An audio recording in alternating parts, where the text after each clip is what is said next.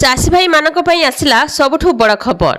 आपण माने समस्ते जानिथिबे प्रधानमंत्री फसल बीमा योजना।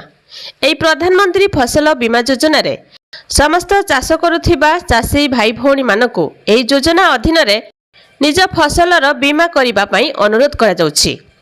प्राकृतिक विपर्यय जनित फसल क्षयक्षतिरु निजकु सुरक्षित करिबा निज भविष्यत को सुदृढ़ करिबा पई एई प्रधानमंत्री फसल बीमा योजना आरंभ करा जायछि। एई प्रधानमंत्री फसल बीमा योजना अधीन रे समस्त को टंका मिलिबो। खरीफ ऋतु पई अधिसूचित फसल समूह धान, कपा, चिनाबादाम, अदा, हळदी, हरड, मक्का, मांडिया इत्यादि। एथिरे केउ माने पंजीकरण करि परिबे ना ऋणी चाषी, अण ऋणी चाषी और भाग चाषी। केउठारे आपण माने पंजीकरण करिवे? ऋणी चाषी बैंक शाखा किंबा कृषि ऋण नैथिबे। अण ऋणी चाषी निकटस्थ जनसेवा केंद्र सीएससी जेकोसी बैंक शाखा समवाय केंद्र रे परिचालित जनसेवा केंद्र रे एकु पंजीकरण करि परिबे। ए बीमा कंपनी गुड़िक द्वारा नियोजित बीमा मध्यस्थी PMFBY ऑफिशियल पोर्टल किंबा मोबाइल ऐप द्वारा आपण माने ए प्रधानमंत्री फसल बीमा योजना पंजीकरण करि परिबे।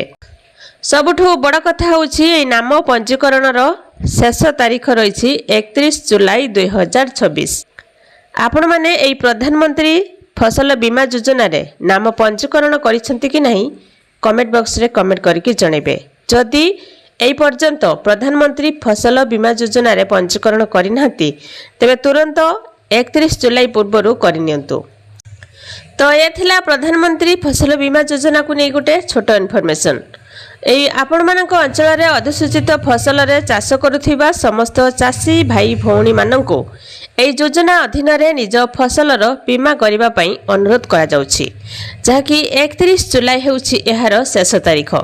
31 जुलाई पूर्व आपण माने प्रधानमंत्री फसल बीमा योजना रे पंजीकरण करिनियंतु।